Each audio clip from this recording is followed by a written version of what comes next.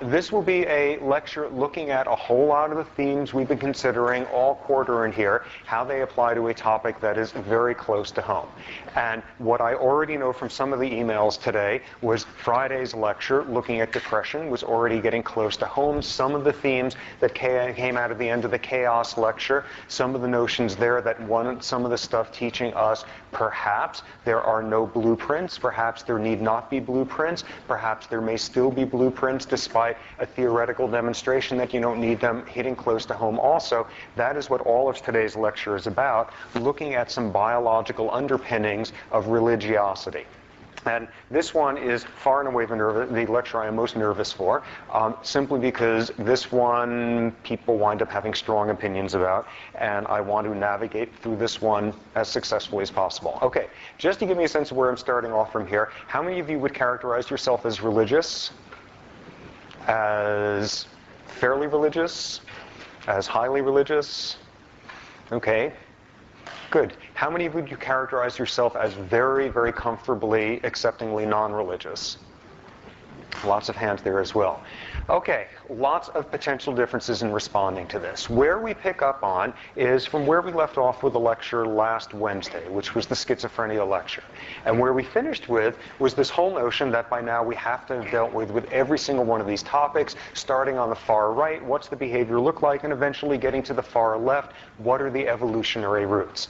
And what has always been the rationale for that is the second we're looking at anything with genes, genetic influences, genetic hints, genetic whatevers, we're asking where these genes come from. Where's the evolutionary sense? Where's the adaptive value for anything we're looking at? How would a sociobiologist interpret it? Someone else. Yeah, question? Are you making a distinction between religious and spiritual? I should be, and I don't think I understand the subject enough to know, other than something about religiosity is done in a social context, and that's going to become important here. And the difference is one that puzzles me a great deal because it clearly transcends issues of just the social community, but that seems to be a good defining point to start from. Okay. So where we ended up there with was this puzzle. We finished at the end of depression looking at evolutionary aspects and looking at there may be some hidden benefits, that weird argument in one of the readings in your reader, creativity and aspects of manic depression going hand in hand. But we were left with somewhat of a puzzle at the end of the schizophrenia lecture. Why might there have been selection for these genes? Because once again, we start off with a theme from the very beginning. Ooh, genes being selected for. Why did the giraffe have long necks? Because this is a trait that's adaptive. In our Darwinian terms, this is a trait that's associated with leaving more copies of your genes in future generations. What is the adaptive value for genes for schizophrenia? Because we looked at the fact that in its contemporary form, schizophrenia is by definition a maladaptive trait. Schizophrenics leave fewer copies of their genes than their unaffected siblings. It is a trait which is formally maladaptive. What might be a hidden advantage lurking there?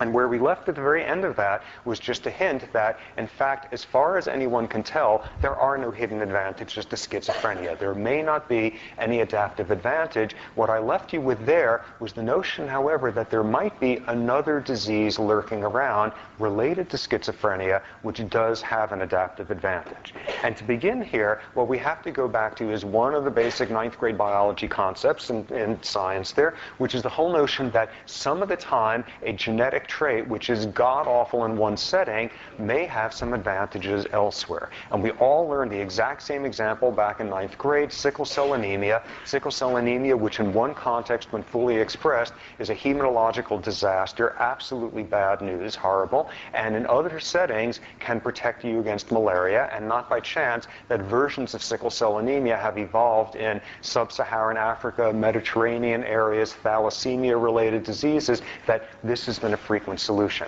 Also in passing, showing us one of the truisms from this class, there's no such thing as a bad gene, there's only a bad gene-environment interaction. Okay, so this theme in medical genetics comes through a lot of times. Genetic traits, which in one setting are bad news, may have advantages in another setting. And it's turning out this is a theme in lots of different realms of genetics. Other examples, Tay-Sachs disease. Tay-Sachs, horrible congenital disorder predominantly found in Ashkenazi Jews. What you wind up getting there is full-blown version, complete cortical failure to develop. The child is massively retarded at birth, dies shortly afterward. Partial version of Tay-Sachs disease, and you're resistant to tuberculosis. Nobody knows the mechanism for it yet. People absolutely understand why the sickle cell trait both sets you up for an anemia and protection from malaria. Nobody understands it yet with Tay-Sachs, but this explains one of the phenomena back from the Middle Ages, the European belief that Jews were safe from tuberculosis because they were poisoning the Christian wells. And that was a cause of a large number of pogroms back when. There is a genetic explanation, which is the trait for Tay-Sachs disease in its partially expressed form protects from tuberculosis. More examples of this. Cystic fibrosis, the most common congenital disorder these days that is massively life-threatening. The coffee center's closed, so I would need a code to make this process. A code. Anybody know a code? We can, I guess we can have them done by Wednesday. By Wednesday. Do you know where the handout is? They're not Xerox. Are they sitting there, though? They're sitting there. Cystic fibrosis, full-blown version, disastrous disease. What you get in cystic fibrosis is inflammatory disease. Your lungs fill up with fluid. You often are dead by age 20. Horrible disease. Partial version of cystic fibrosis, and you are protected against cholera. And the exact same mechanism that causes an imbalance of fluids in the lungs is the same mechanism that keeps you from losing all your fluids when you have cholera, of dehydrating, highly adaptive. A theme that keeps popping up over and over. Full-blown version, bad news. Partial genetic version, good news. And what you wind up getting is this basic argument, a numerical argument very similar to the I'll lay down my life for 2 brothers or 8 cousins deal of if you got enough people with the partial protective adaptive version, you can afford the occasional cousin with the full-blown version. The trait overall will still be passed on. Now, what this sets us up for is thinking about whether something like this is going on with schizophrenia. And the question to ask, of course, is what is a mild genetic version of schizophrenia? And this one got discovered in the 1970s. Back to that classic study we've heard about in a couple of different lectures by now.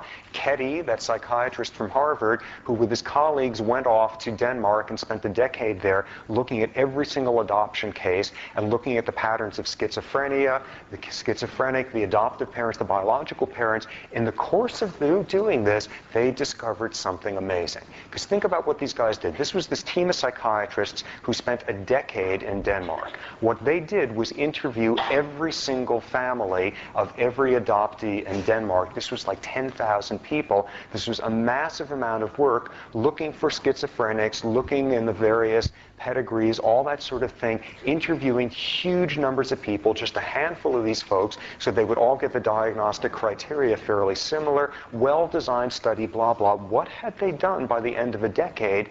They had talked to more family members of schizophrenics than any psychiatrists in history. And think about this. Your average psychiatrist who's got some schizophrenic patients will, meet once every 6 months with the parent. If the schizophrenic is on the young side, maybe occasionally we'll also have sessions on a regular basis.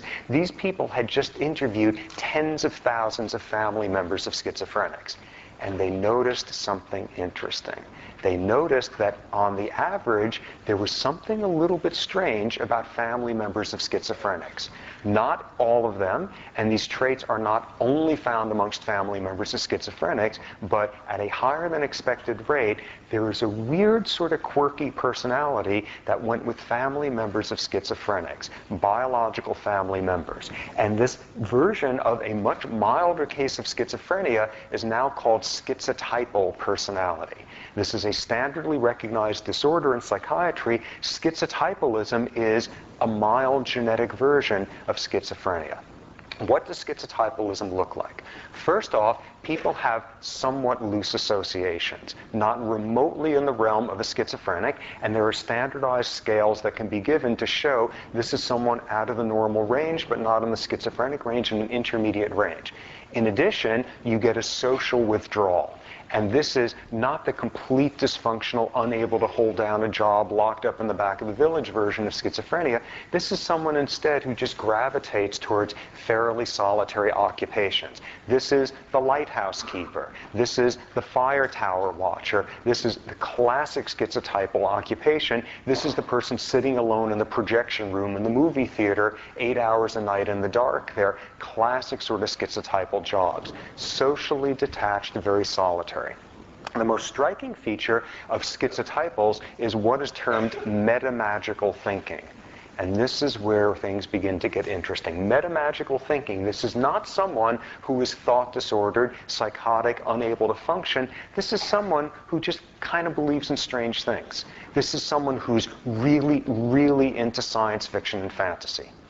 This is someone, okay, I see some of the concern popping up here. This is someone who's into some sort of new age stuff in a really frenzied sort of way. This is someone who believes in mental telepathy or UFOs. This is a first hint. This is someone who, if they have a religious structure of belief, has an extremely concrete level of interpretation.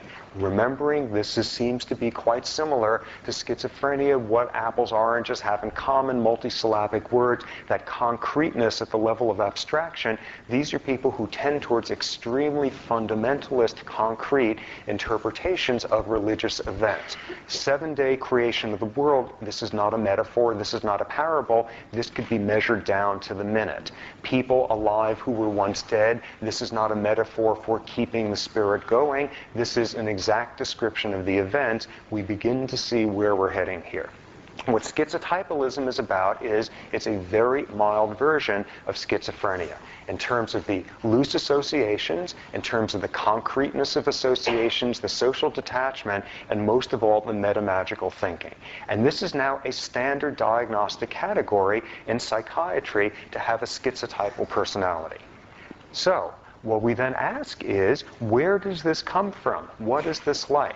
And what we have to ask is, of course, our usual question when trying to make sense of a human trait is recognizing 99% of human history was not spent with schizotypals being able to get jobs in film projection rooms. What does schizotypalism look like in traditional non-Westernized human societies? And the answer to that turns out to have been floating around for 60, 70 years in the anthropology literature. And this is back to the 1930s. An anthropologist named Paul Radin, who was the first one to point this out, was the first one of a whole tradition emphasizing what was a pretty strong area of research in the 1940s in anthropology. He was the first person who pointed out that in traditional human societies, there is a category of people there who count as, and these are his exact words, half crazy. Who are the half crazies in traditional human society? The shamans, the witch doctors, the medicine men, the medicine women. These are members of society who make a living being metamagical.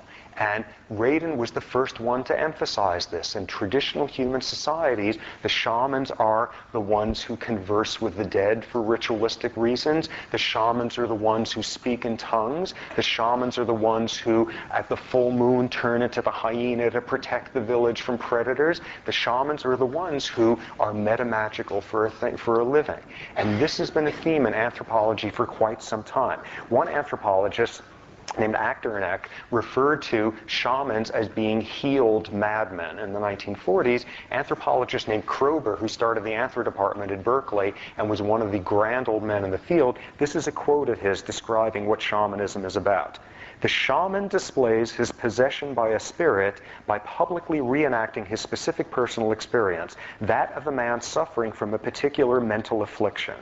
His projections, his hallucinations, his journey through space and time thus became a dramatic ritual and served as the prototype for all future concepts of the religious road of perfection.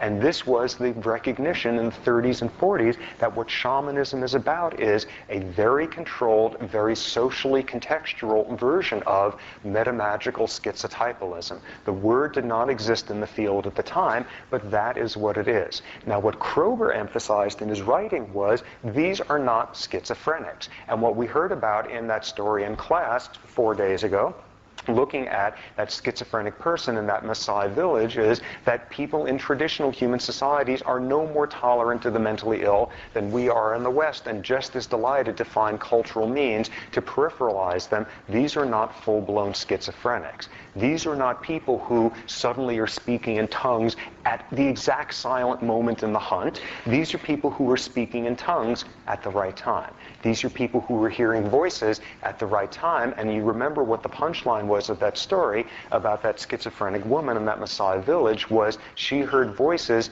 at the wrong time.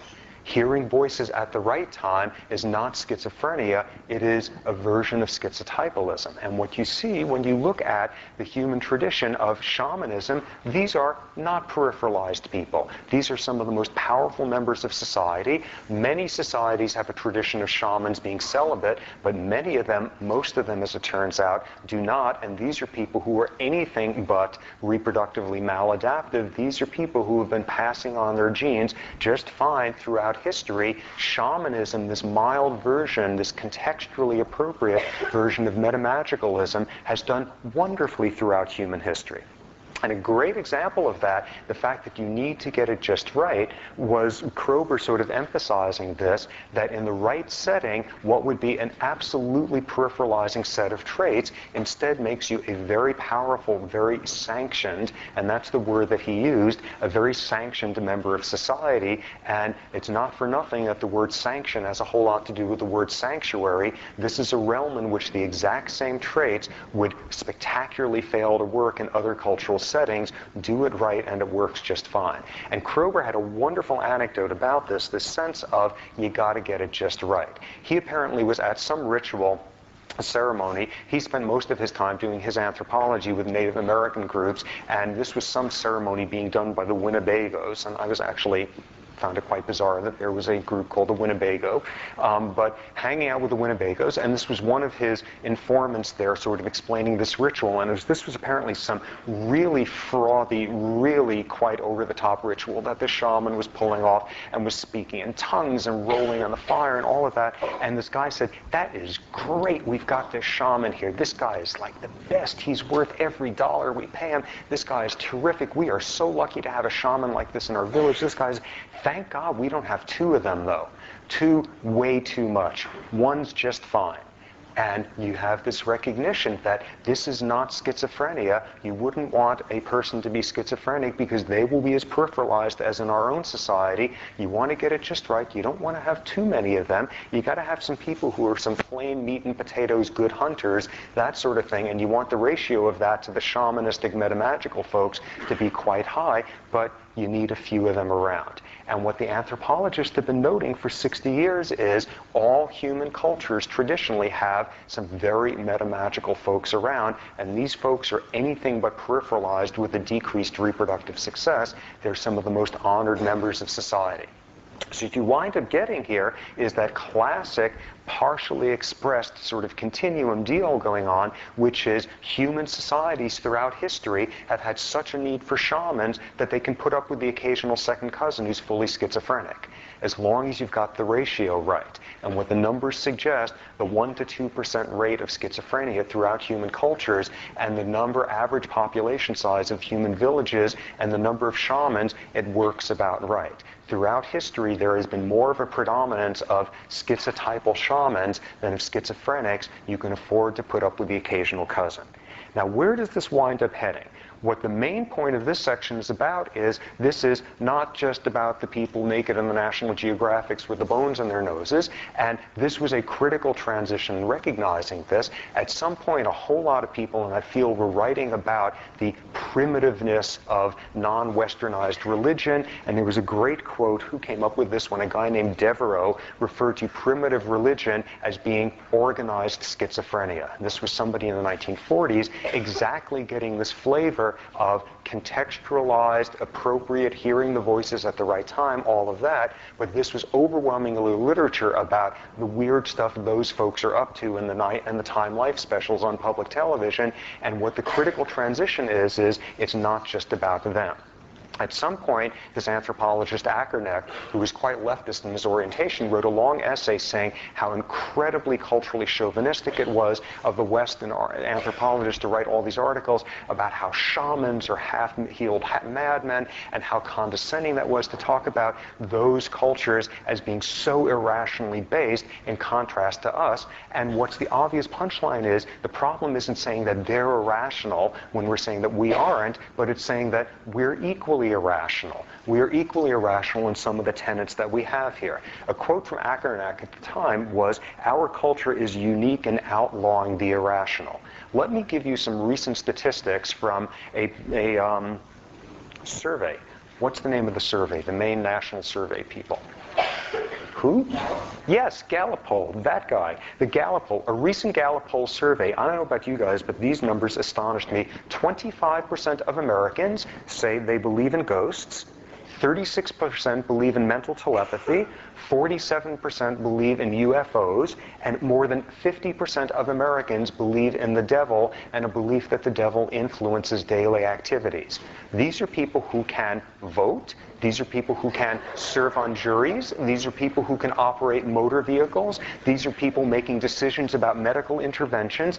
I, for one, in this outpost of not terribly extreme irrationality in this corner of the country, am astonished. We live in a world that is highly irrational. And the punchline of this is not simply about non-Western traditional human societies. The exact same thread of schizotypalism runs throughout all of the belief systems of human societies, including Western ones. We are permeated by irrationality. Now, some of the versions of it that we have in the West are utter nonsense ones that have just been like invented out of thin air in recent years, which is kind of like fast food for these sort of nouveau, sort of medieval peasants in their hot tubs up in Marin. This is the world of crystals and channeling and things of that sort. But some of the versions of our westernized irrationality go back millennia and organize some of our most cherished values. The same irrationality and the same valuing of those who invent the appropriate versions of the irrationality runs throughout the West. Okay, just to show you that I am not being overly hostile, or will try to pull in my own sort of tradition that I was raised in, it is not normally considered a sign of robust mental health to hear voices coming out of burning bushes. This is considered a worrisome sign. This is considered diagnostic. It is not a good thing to be reporting that you just spent the night wrestling an angel. It is usually a very disturbing sign if you were reporting you've had a conversation with someone who is dead and has risen from the grave. These are diagnosable problems in our secular Western realm. These are the backbones of our belief systems, we in the West as well as we humans in non-Westernized settings. Schizotypalism runs through all of human history.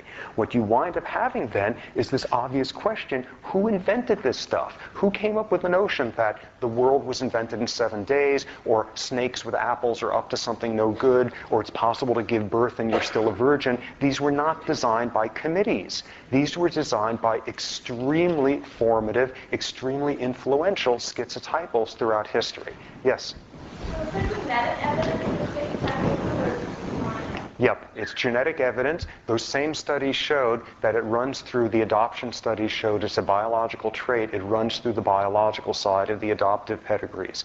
It's a genetic trait. What the new studies are now beginning to show is mild tendency towards increased dopamine tone, mild tendency towards most of the biology we heard about. What we're seeing is totally artificial bucket to say schizophrenia up to here, past this side, non-schizophrenic, we have this in-between zone. Like everything else we've been thinking about, it's on a continuum. And it seems to be the same biology in a much milder form. Question somewhere there? You kind of mentioned that, Yep, same sort of stuff. Okay, so what do you wind up, yeah, question? I just had a question when you were talking the other day about the Maasai, you're one of them in the hut. Yep. And you said that all of them agreed that they heard voices at correct times. So were you saying that their entire tribe was schizotypal? No, because the critical thing there is they will very readily tell you, much as people will tell you here in their own schizotypal experiences, that you need the right person to lead it. They can't get that going without the right shaman starting it off. You need them as a catalyst. Yeah. How do we explain the need for shamans then? What is it that desire? Okay, why do we need this? Why do we value this? Okay, we'll come to this probably in about 2 days, but this is tapping into all of the, why do we search for some fairly unlikely answers to the big questions that plague all of us? We'll come to this in 2 days. But, this is getting at the core of some of the basic questions here.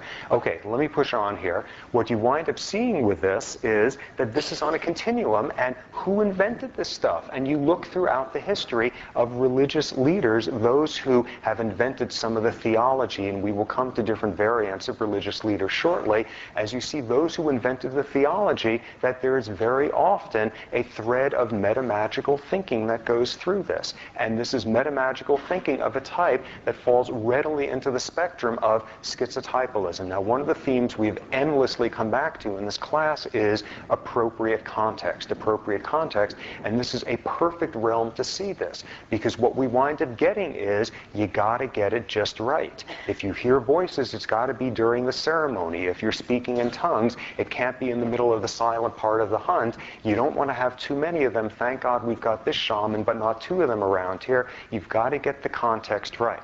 And what we've seen throughout human history, and Western history as well, is get it wrong, and we have names for these things. Get it wrong, and these are abortive religious fringe groups. These are cults, and you look at some versions of this in our own recent time. You look at David Koresh in Waco. You look at someone like Jim Jones in Jonestown. You look at someone like Charles Manson, and these are people who were highly metamagical in their thinking, highly charismatic, but hit a wall at the point where we still classify them as cults. Manson is a diagnosed schizophrenic. With the other 2, there's only post hoc sort of forensic psychiatry that you can do. What you wind up getting is get it wrong, and we call it a cult. Get it right in the right time and the right place, and maybe for the next couple of millennia, people won't have to go to work on your birthday if you get it exactly right in that setting.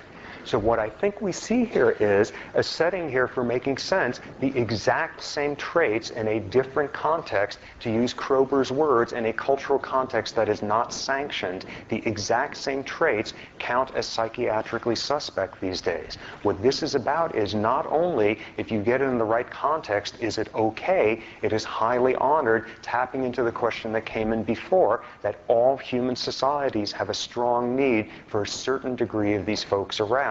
You need to get the ratios right. Okay, picking up on this theme, a transition to a next point. In a sense, this is talking about sort of the structural steel of religious belief. What are the basic beliefs you have? There is no God but one. He is Allah. Whatever versions of the central formats you have. There is a Trinity. I am who I am. Any of these variants, these are sort of the building blocks, the structural steel of religion. But what religion is often also about is lots of other things. We have a very modern, very westernized view of religion these days. What religion is often about is the social community that it brings you. What religion is often about is the motivation for good works. Throughout most of history, what religion is about in one very orthodox variant is the carrying out of rituals, the daily performance of ritualistic behaviors in the context of religion. And this transitions us to the next subject in here. And this whole notion of ritualism as a backbone of religion, wonderful quote to that effect. Henry Ward Beecher, father of Harriet Beecher Stowe, famous Protestant preacher in New England, I think the 1830s or so, had this quote at the time, religion is daily bread. Religion is not just cake on Sunday. The notion that what religion is about is the small acts. God is in the detail. Religion is in the small acts of the daily rituals, now beginning to look not at the large theological notions. Our religion believes there are multiple gods, there are virgin births, that God can speak through a burning bush, but instead religion as the daily practices of ritual. Now, what is interesting about this? What comes through with this is another theme, another subtype of a very mild version of a psychiatric disorder, which once again works spectacularly when you get it just right, not now with the metamagical big theology building blocks of religion, but the daily bits and pieces of ritualism. And this brings in another psychiatric disorder, one we haven't talked about much in class so far. Okay, I guarantee on a regular basis, all of us in this room getting to some point where it's some anxious period, you've got some major deadline, you're applying for some summer something or other that you really want to get, you're totally uptight about it, you're sitting down and you're writing the essay, and before you can write the essay, you've got to get your favorite pen, and it's got to be right there, and you've got to rearrange your desk, and you've got to get everything sorted out, and finally you finish it, and you go mail off the application, you put it in the mailbox, and you check again to make sure it went down, and this is really important, you don't want to see it check again, just to make sure, and you're all set for that, and you finally, there's no one else around, so you go and you look in front of it and looking back of it and that sort of thing. I mean, we all do this. Actually, maybe we don't all do this, and I'm embarrassing myself horribly. But my bet is most of us do this sort of thing. We fall into obsessive little rituals during times of anxiety. We also have rituals, intrusive thoughts that just invade our heads at times where they are of no obvious purpose. They are at the cost of thinking anything more clearly. It's totally maddening, and you can't stop the thoughts. For example, today I'm working on a paper that's involving all sorts of very deep ruminative thought and figuring out all sorts of data stuff, and I've made no progress on it at all this morning because for some reason that I don't understand at all of today I've had the damn theme song from Teletubbies going through my head. And I can't stop it, especially the part where Lala leaps up and says Lala, the really cute part there, and I can't stop doing this. And I don't know what's going on. I did not plan to lose today's productivity because of Teletubbies, but we get this some stupid jingle that's stuck in your head. You find yourself going up a flight of stairs and you can't stop yourself from counting the steps. We do this. We all do this. And we tend to do it more often during periods of anxiety. And the interpretation of that is that we impose this totally arbitrary, useless, destructive structure at a time when everything else feels like you're walking on quicksand. We all do this as some sort of adaptation to periods of anxiety. And what we transition into now is talking about a psychiatric disorder where people do this all the time.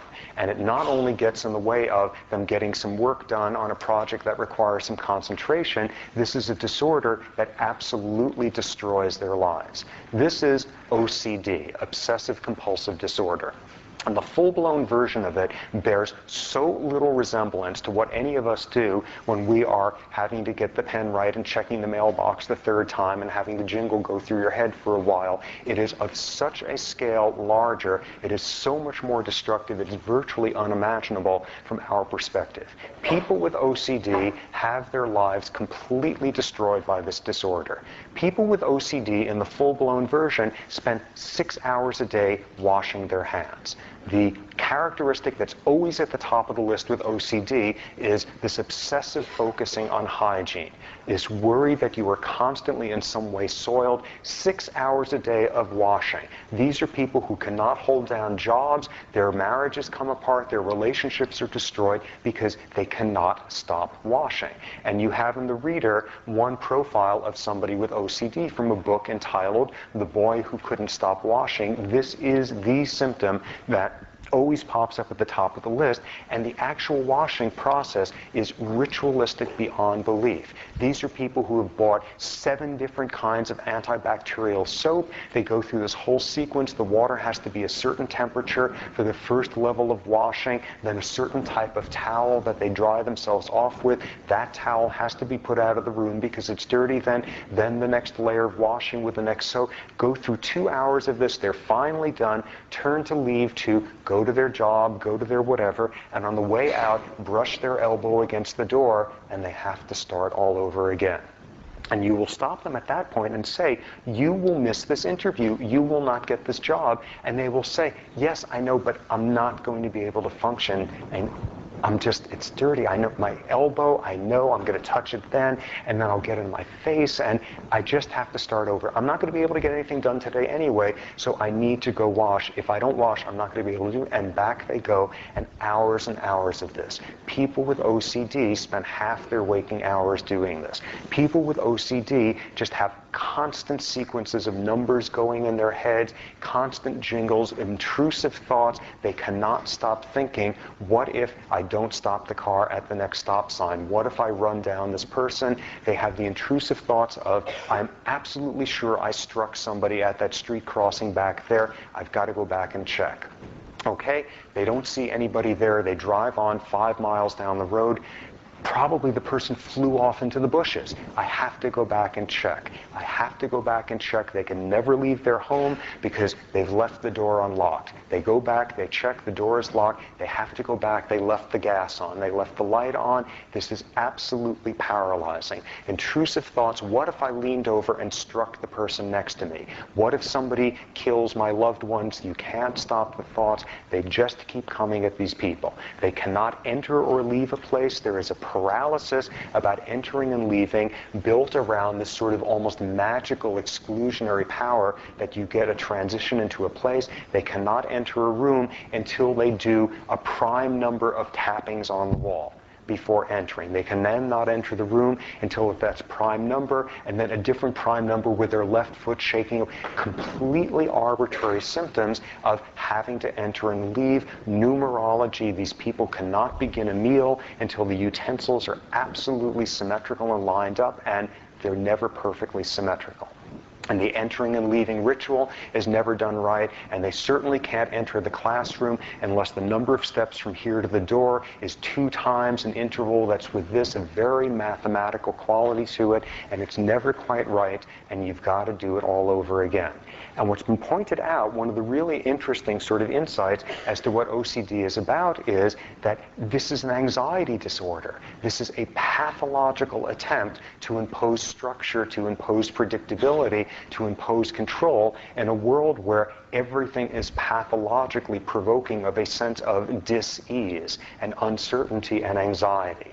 And the absolute horrifying version of OCD that I've heard described is this metaphor where this is straight out of ethology. This is a fixed action pattern. We all know the fixed action pattern of a dog is settling down at night on its blanket, and what does the dog do? It circles a few times before it settles down, but then it circles a couple of more times, and just as it's ready to, and then it circles a few more, and you can see at some point the dog doesn't even want to do this anymore.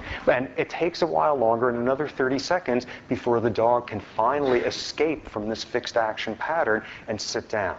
In OCD, the person never, ever escapes. The person spends forever circling on the blanket, being unable to finally lie down and rest because they are just consumed with these rituals, with these obsessive, intrusive thoughts.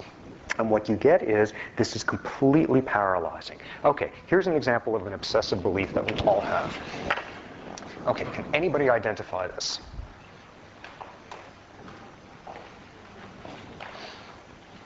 Okay, here's what it is. This is an aerial view. In fact, it's a satellite photograph of here. This is a tray of Rice Krispie treats.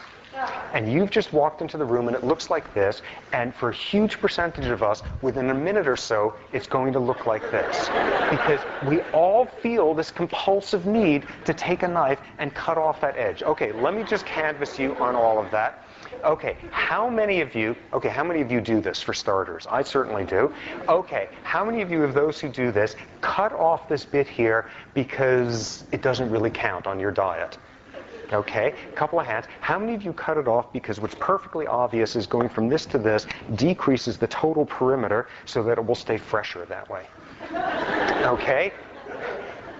Problems there. How many of you wind up doing it because it's just getting at you that the knife's just there and you just have to cut it off and smooth out the edge? Yes, that's why we all do it. And then what you then decide is that there's this little bump here which requires you to trim this out, and then there's the little bump, and off you go with that. And we all wind up doing that. But if this is what you did around the clock for your entire life, it would destroy it. And what is most striking with people with OCD is you could never go through the sequence I just did. There's no insight. The person does not sit there and say, help, there's something wrong with me. I feel this need to wash my hands 6 hours a day. They say, help, there's something wrong with me. I can never get clean. I'm just so dirty. Everything I do makes me dirty. There's no insight into it. Okay, So where does this fit in?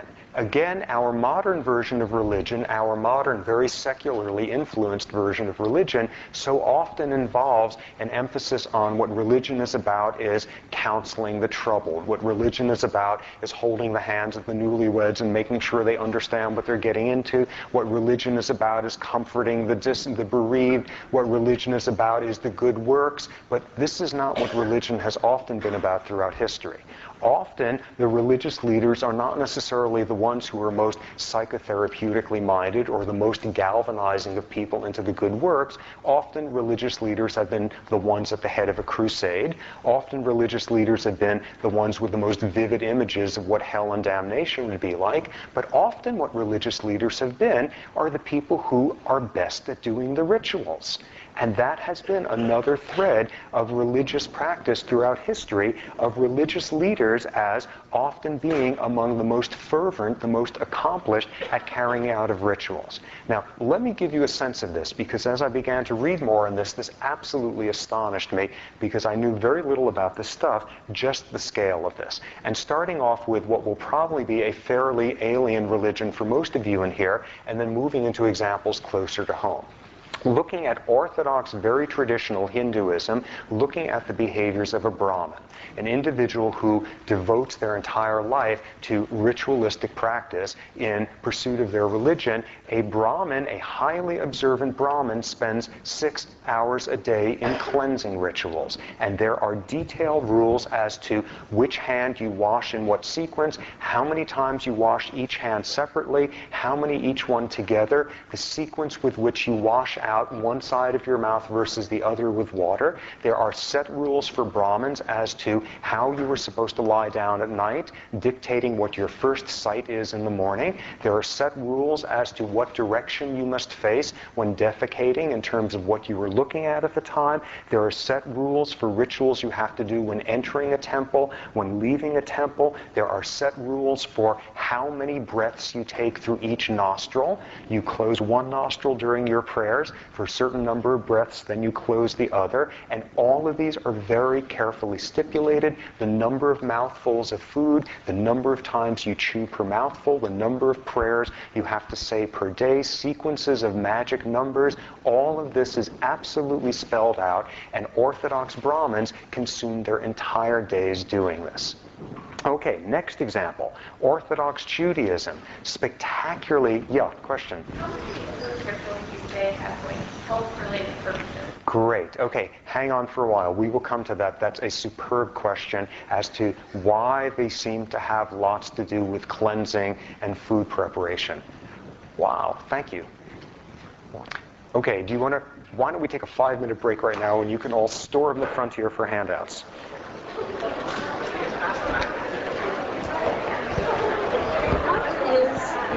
Lots of opinions here, lots of thoughts. Once again, that same thing I mentioned 2 days ago, 3 days ago, whenever. This is very provocative stuff. Take advantage of the course website. Put up some of your opinions. Get dialogues going on this, because people lots of times have extremely strong opinions on this, and very interesting ones. Take advantage of this. A couple of questions that just came up. How come people with OCD don't come down with learned helplessness? Why aren't they depressed? Because part of the fuel behind OCD is you're always convinced, aha, one more. Now I know, instead of doing it 17 times, 18. If I do it 18, then it's going to be perfect. You've always just figured out, not only do I have to do the 6 hours of washing, but make sure I never step on a crack, and then I won't break my mother's back. You're always figuring out the next step. Then pointing out, we're about to go in a direction where what are the advantages of a mild version of OCD, and we're discussing this in a religious context. I should point out, in a secular context, there's a tremendous advantage to a mild version of OCD. What it does is get you into a place like Stanford. What it does is work to a tremendous advantage, given how regimented and disciplined a lot of folks are in here, get it in the right context, blah, blah, that theme that we have again and again. Okay, shifting over, just seeing Orthodox Brahmin belief in Hinduism absolutely dominated virtually full-time with ritualistic behaviors. Orthodox Jewry, a spectacular number of laws built around food preparation, the kosher laws, very detailed rules as to how long of a time interval between eating one type of food and another type of food. If you inadvertently mix up the silverware with different types of food, ritualistic cleansing rituals that you have to go through involving putting the utensils in dirt for months on end, and special prayers that have to be said, rules about how you enter and leave a holy place, involving certain prayers, involving a certain ritualistic touching that you have to make on the door jamb there, all sorts of magic numbers. The number 18 has magical powers in Orthodox Judaism, and it's built around numbers of times you have to say a prayer, multiples of 18. You have these prayer shawls that have strings on the end, which have 18 knots in them, and they have to be pulled a certain number of times. Here's one of the amazing examples of ritualism. Okay, these numbers have magical powers in Orthodox Judaism. And you will note 365 is the number of days in the year. 248 is the number of bones that people believed were in the bodies during the Middle Ages when this evolved. And together, 613. According to the holy books, there are 613 rules for daily behaviors. 365 prohibitions every day. 248 things that have to be done every day. The preponderance of the prohibitions leading one clearly fairly depressive rabbi back when to be saying, obviously it would have been better if none of us were born, given the fact that there were more things that we could mess up by doing. But what you see here is that she's highly ritualistic, the number of prohibitions equaling the number of days of the year, the number of ritual constraints equaling the number of bones in the body. 613 is the magic number. Okay, where did these numbers come from? Very often in religious rituals, what you find is a number has symbolic value because it's got a certain appeal for making learning easier. It is not by chance that a base 10 society came up with 10 commandments, because 10 commandments then are much easier to remember than 9 or 11. What are these about? You would say, okay, well, there's some sort of ritualistic content here. God, the number of things God doesn't want us to do each day is equal to the number of days of the year. The number of things God wants us to do is equal to the number of bones in the body. Okay, great device for remembering the rules. But here's the amazing thing. Nobody knows the rules. You look through thousands of pages of commentary stretching back centuries, and the rules aren't written down, and various rabbis have made a living arguing over what are the 365 things you aren't supposed to do each day. In other words, the numbers are more important than the content. The content is less critical than the fact that whatever they are, there's 365 things that God doesn't want you to do. And whatever they are, there's 248 that God wants you to do. The number that you are attributing to God is more important in that case than the content. Okay, classic obsessive numerology. Switching over, traditional Orthodox Islam. What you find there is very detailed rules as to what foods you can eat, what the first food is you're supposed to eat each day. There are rules as to how you enter and leave a holy place. There are rules for very ornate cleansing after relieving yourself. Very detailed rules when you are washing out your mouth, how many mouthfuls of water, which hands you wash in which sequence, the exact same thing.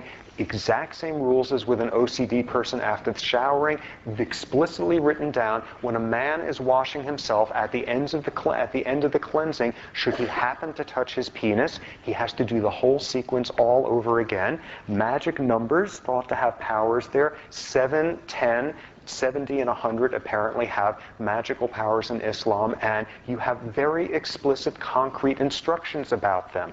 Muhammad himself wrote down that a man who says a prayer with clean teeth gets 70 times the brownie points as a man saying his prayers without them. Multiples of magic numbers with all of that. And Probably for most of you by now, what will be the most familiar is looking at Orthodox Christianity, and you have rosaries and the counting of rosaries. You have 3 as a magic number. You have very detailed numbers of times you are supposed to say prayers. You have rules for entering and leaving churches. Even in Christian groups that are viewed as some of the least ritualistic, some of the most cerebral in some ways, you look at the Lutherans. Lutherans have set rules for prayers that are only said during even years, prayers that are only said during odd years. All of these versions of orthodoxy are absolutely shot through with rituals built around cleansing of the body, food preparation, entering and leaving of significant places, and numerology. It's the exact same list as you find with OCD. And Freud, 100 years ago, came up with this amazing quote to that regard. Freud described obsessive-compulsive disorder, OCD, quote, as an individual religiosity, and religion as a universal obsessional compulsion. He absolutely linked the two. Now, just when you're thinking that I'm standing here and I'm going to start pathologizing religious belief from sort of a medical psychiatric standpoint, the exact same conclusion has been reached by religious leaders over the centuries as well. In the 15th century, there was St. Ignatius of Loyola, and what this guy did was he wrote this long tract describing scrupulosity. Scrupulosity is not a common word in English anymore, but its opposite certainly is being unscrupulous. Being scrupulous, having scrupulosity at the time was defined as someone who was going through religious ritual for its own sake. Someone who was not thinking about the content, but was just doing the ritual. And he wrote this long tract to Catholic priests saying, watch out for people like these, people who are coming and being super devout, but you will notice they're just doing the rituals without thinking of the content. Your job is to recognize them and guide them back into actually focusing on the content. They shouldn't be doing the rituals for their own sake. There's a danger of people like that showing up. In the Talmud, in Orthodox Judaism, the exact same thing. There is a law in there that when you read the holy book of Judaism, the Torah, you are not allowed to do it by heart. You have to actually read the words because there is an injunction to think about the content. Don't do it in a rote way. And Muhammad himself in Islam wrote down that people who give prayers without thinking about the content, the prayers don't count. Even religious leaders for centuries, for millennia, have recognized the pull of religious ritual for its own sake to have to admonish religious adherents to pay attention to the content because the ritual takes on a life of its own where the numbers, the content, the ritual is more important than the actual thought behind it. Yeah, Ralph. Thank you. Obsessive compulsive traits that you kind of outlined, don't they match more with Orthodox religion and not faith per se? For example, non-denominational Christians don't do any of this, and then you find like the military, these huge rituals. Exactly. And that was that point, that transition, talking about schizotypalism, bears much more resemblance to the large theological building blocks of religion, of spirituality. What are our military's principles? What do we believe? Do we believe you always follow orders? You never follow orders you don't agree with? What's more important? Value sort of stuff. This is instead in the realm of religious practice, and this is the realm of very orthodox religious practice. Absolutely. Completely different realm.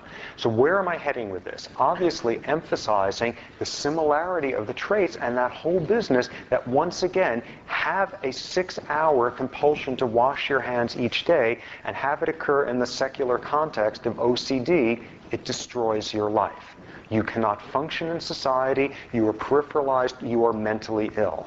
And that exact same theme, get it right in the right context, and this is protected, this is honored, this is rewarded, get it in the right setting. Now, nothing about being able to do rituals and turn them from your own private OCD into the religious setting. This is not a process for making the anxiety go away.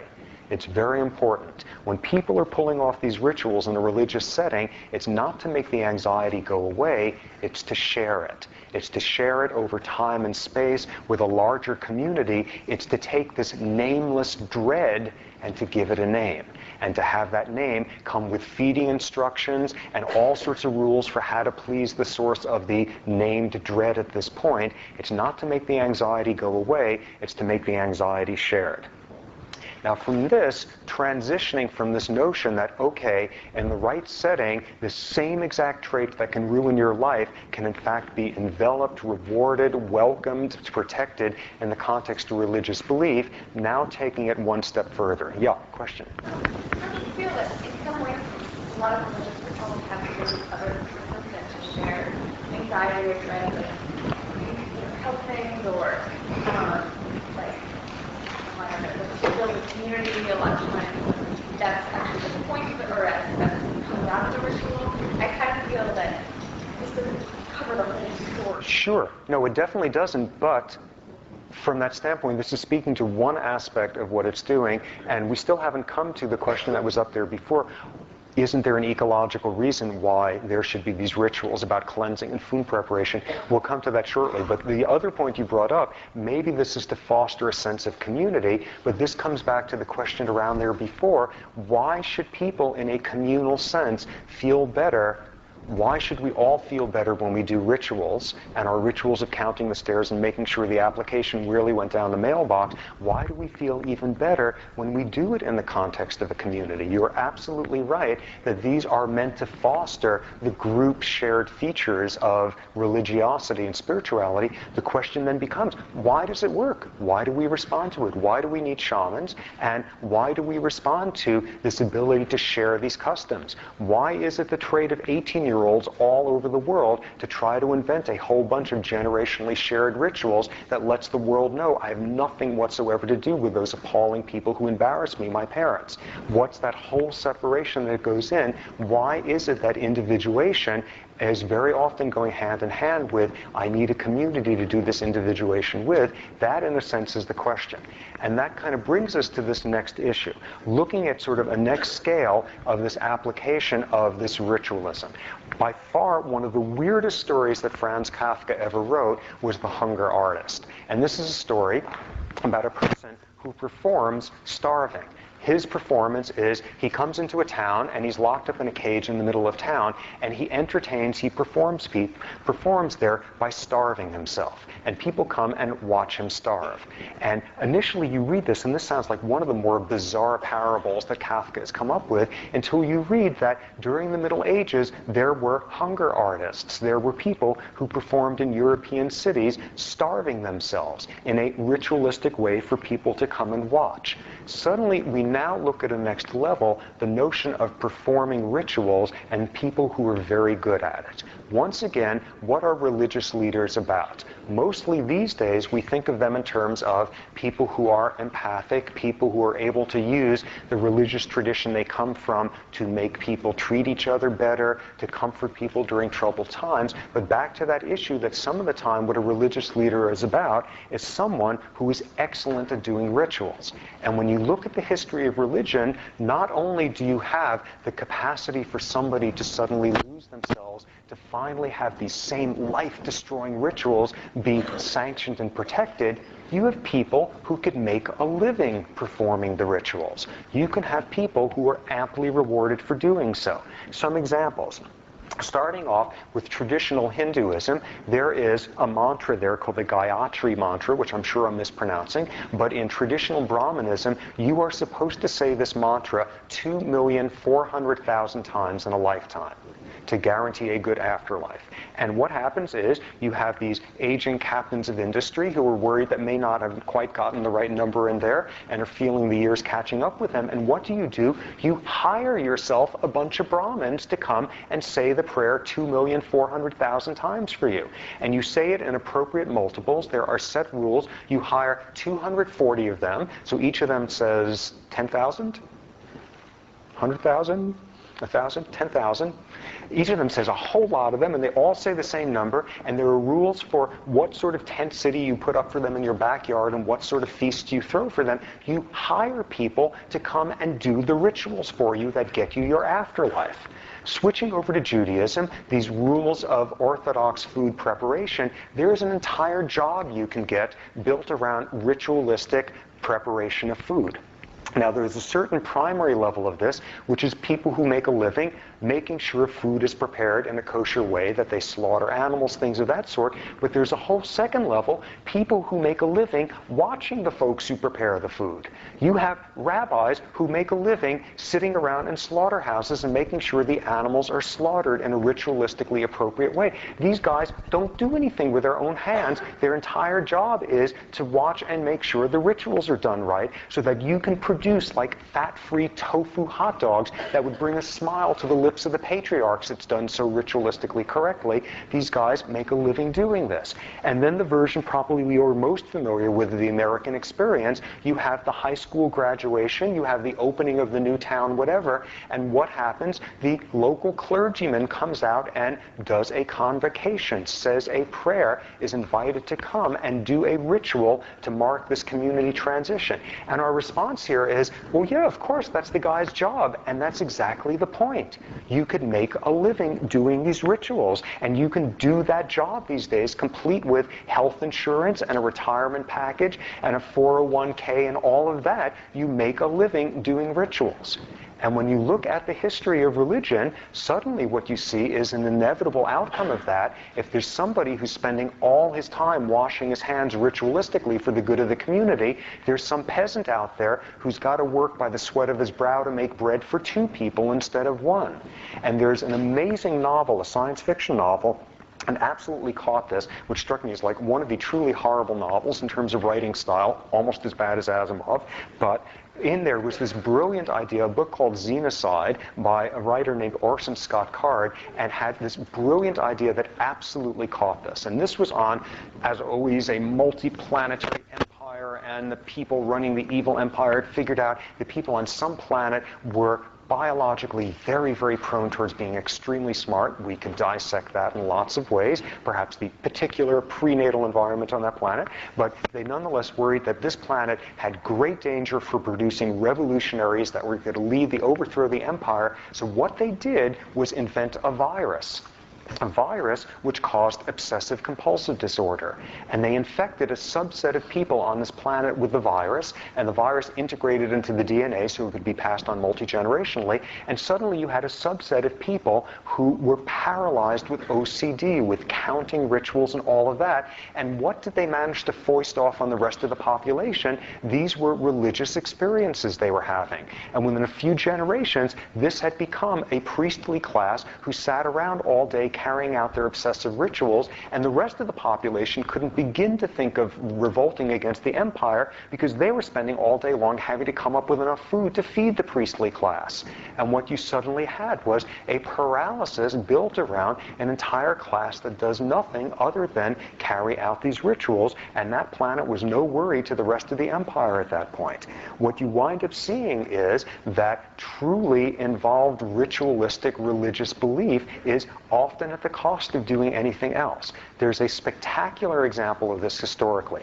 And this is a 16th century Augustinian monk in Germany named Luther, and this guy happened to have left a lot of written records, and this guy is a classic example of this. He was the son, the only son of a very aggressive, very violent father. There was some suggestion that the father had in fact killed somebody once in a brawl. The son was absolutely terrified of him and was extremely obedient to him. Very anxious, very psychosomatic young man. One day he is out for a walk, gets caught in a lightning storm out in an open field, has a panic attack there because the lightning storm, makes a devotional agreement at that point. If he can survive this lightning storm, he will become a monk. He promises God that. He survives, he becomes a monk, and he is absolutely paralyzed with his ritualistic training.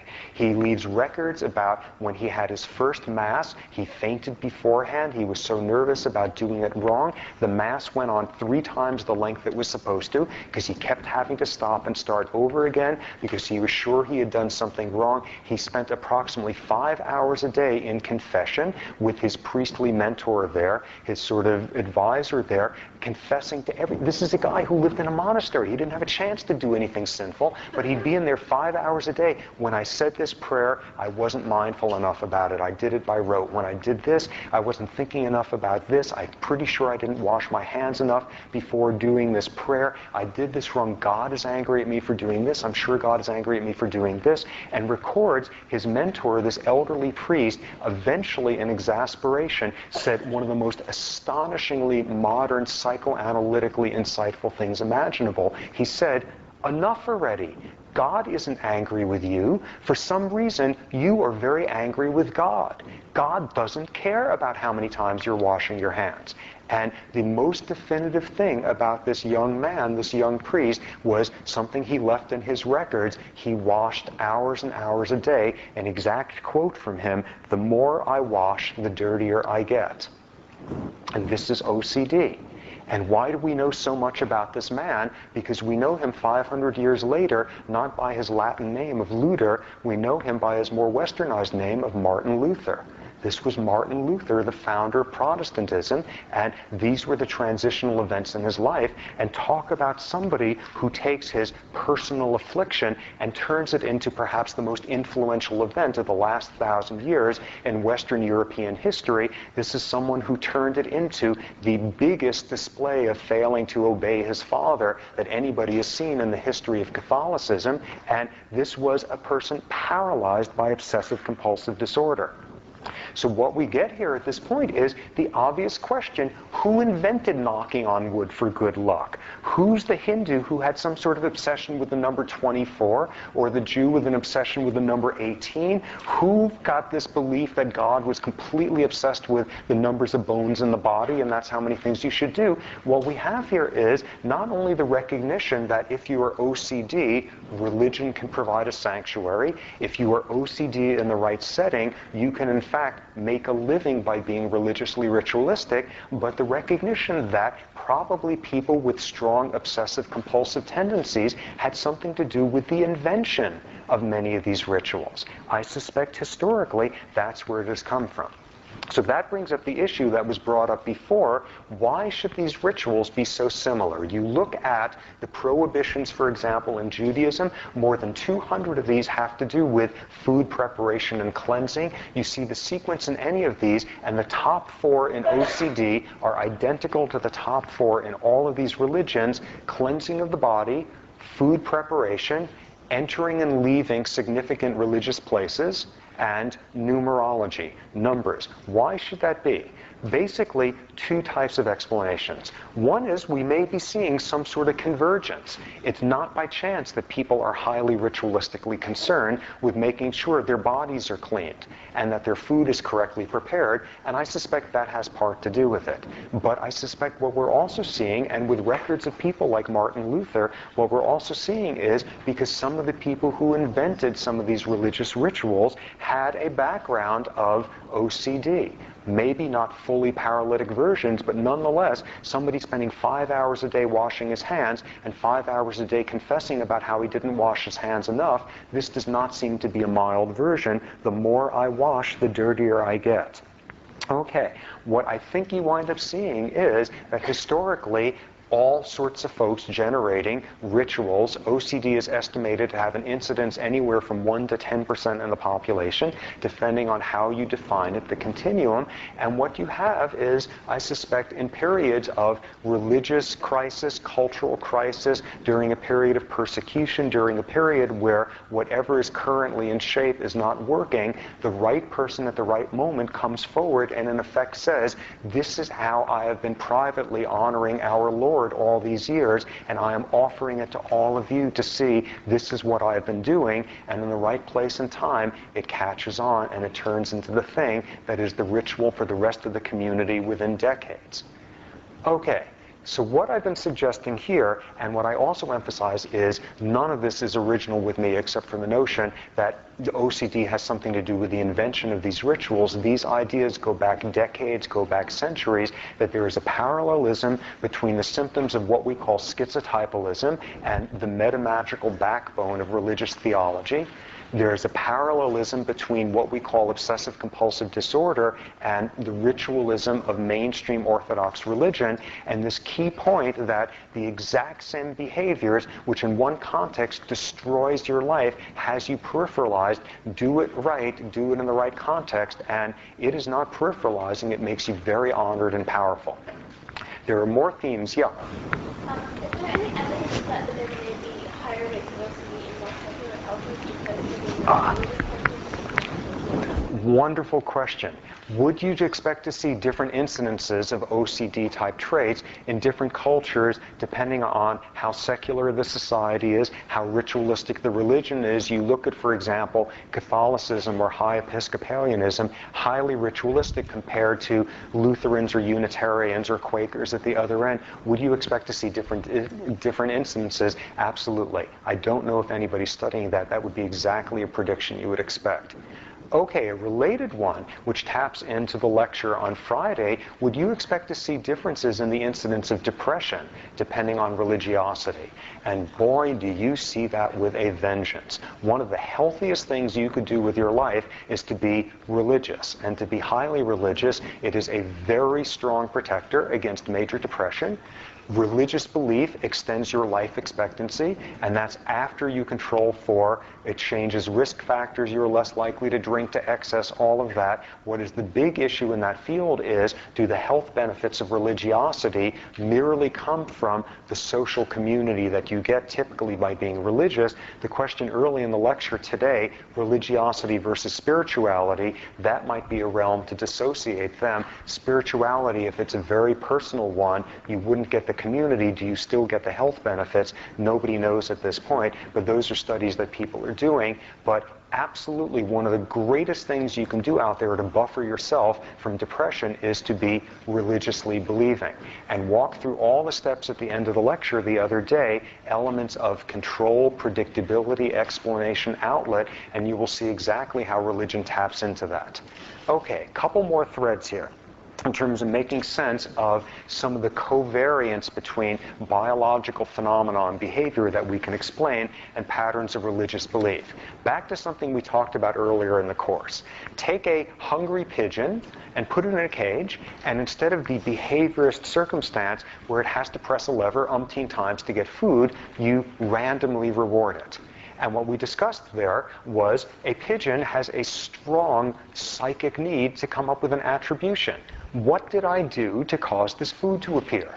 And what we went through was the fact that if a pigeon is hungry enough and the reward is both big enough and random enough, the pigeon has a prepared learning state to make it think, whatever I just did is what caused that to occur.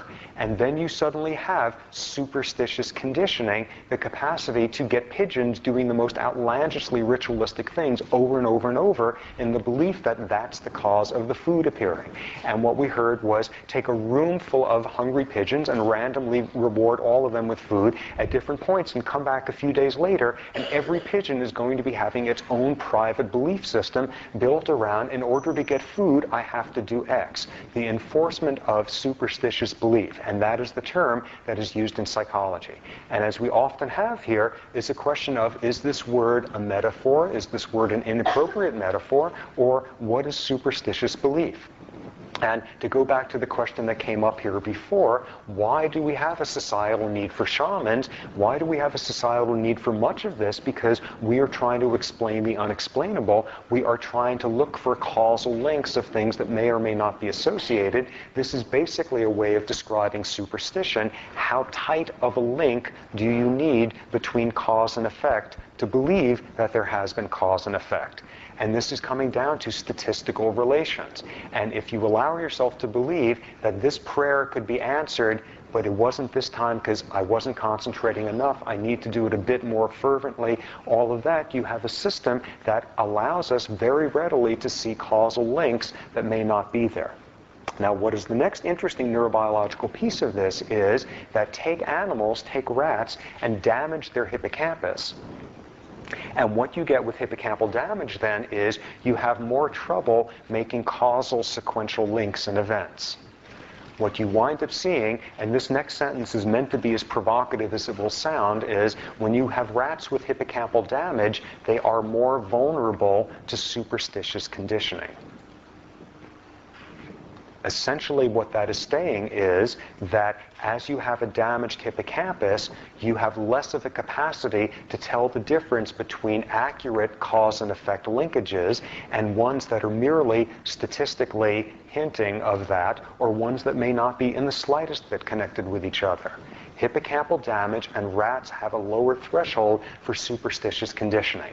And we can very readily run with that one in terms of what the implications of that might be, going on our usual sequence from, in order to appreciate a biological effect, big, gross lesion sort of stuff, to once again the much more subtle realm. We all differ in our number of hippocampal neurons and the amount of this enzyme and the amount of myelin and all the biology we know, all the individual differences. A last disorder that winds up being interesting. There is a type of epilepsy which, when you have it, something happens to your religious belief system.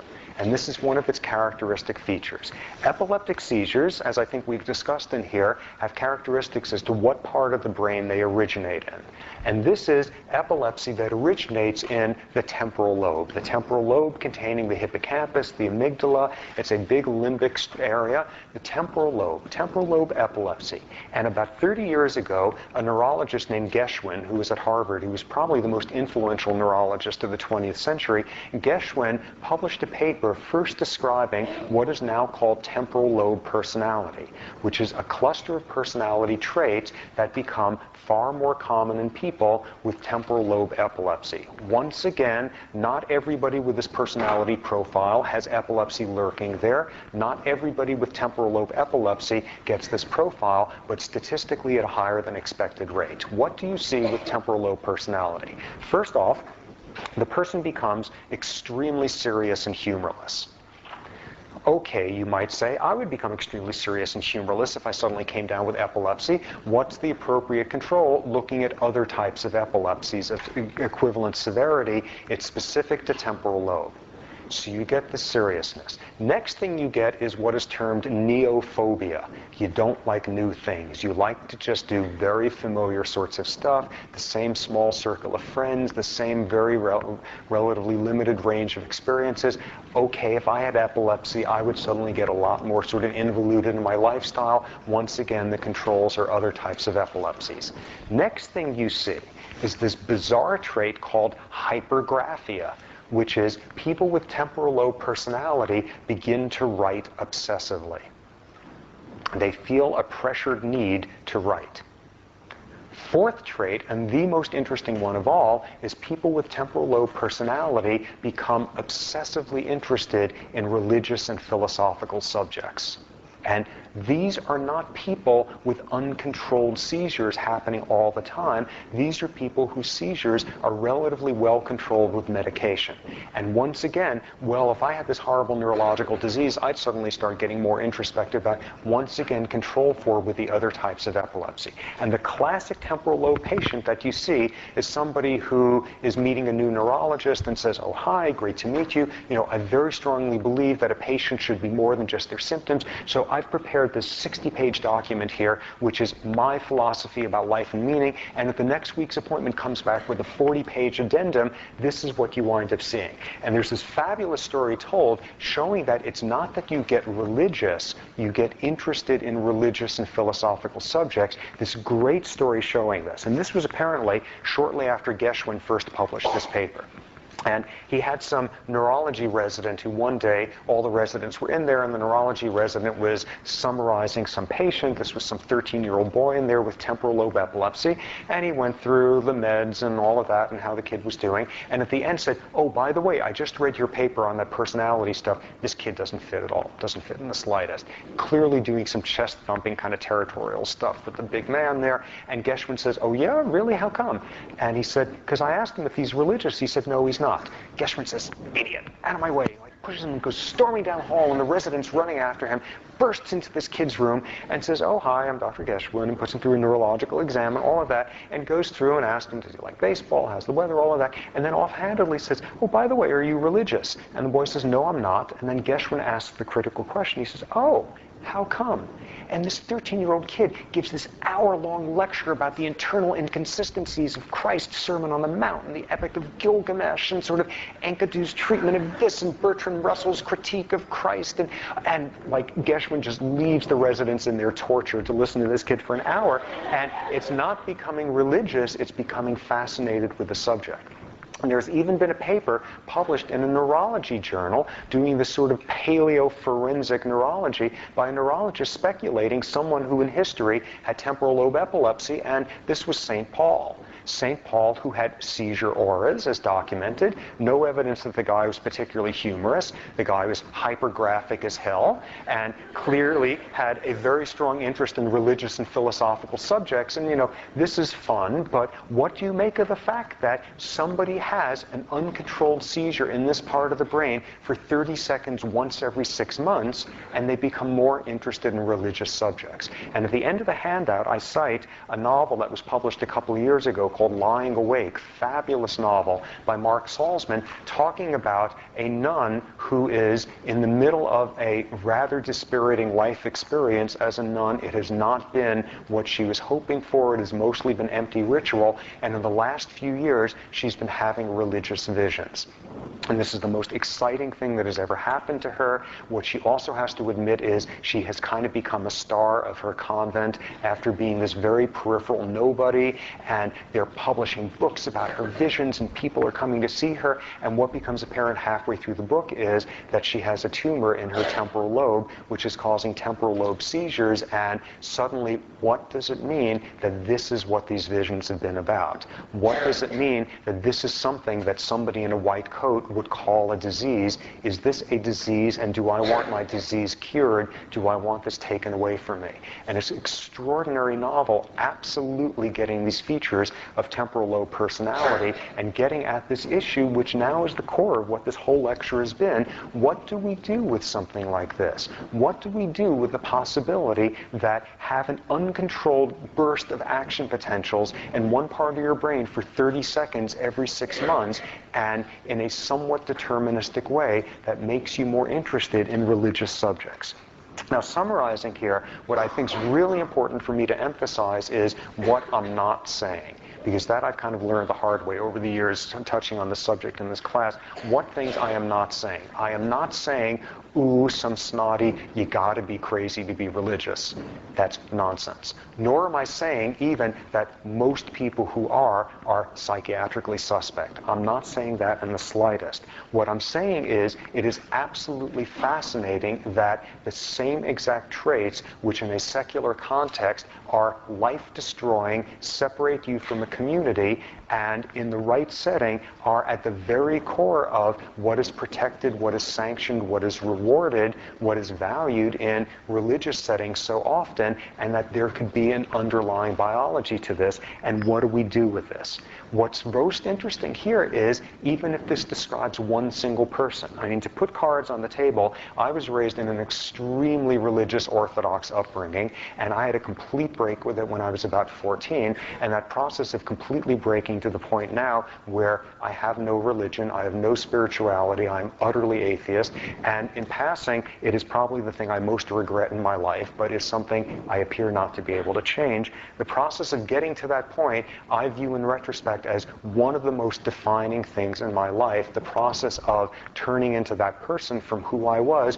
What are we to make of the possibility that each one of us goes through some equivalent version in our life deciding how religious or irreligious we are going to be? For a lot of us, that are among the most defining features of who we are, where we have wound up with this and how we got there. What do we make of the fact that even if there's one case in all of human history of someone who got to wherever they were instead because of a neurotransmitter hiccup, because of a genetic influence, because of something that we would see as deterministic as your visions are due to a tumor in your temporal lobe. What are we to do with this? What I am also saying here is it is just as interesting to ask this question about why some of us lose faith as to ask this about why some of us gain faith. It is just as biological. It is simply much less studied because there are fewer examples of it to study out there, but it is just as biological of a process, and it is just as interesting if it has only been one person in all of history once again coming to this issue: what are we to make of who we are if even in one case somebody has arrived at that point because of just a storm of neurotransmitter abnormalities rather than the journey that all of us associate with helping to define who we are. Now, this now is a segue to Wednesday's lecture, which is going to look at all of these issues in a much more subtle realm of this biology of what makes our personalities, and this is finally moving outside of the realm of them and their diseases, but what makes us us. And at the core of this is, what does it mean that biology may have as much to do with it as I will hopefully convince you of on Wednesday? So let's pick up then.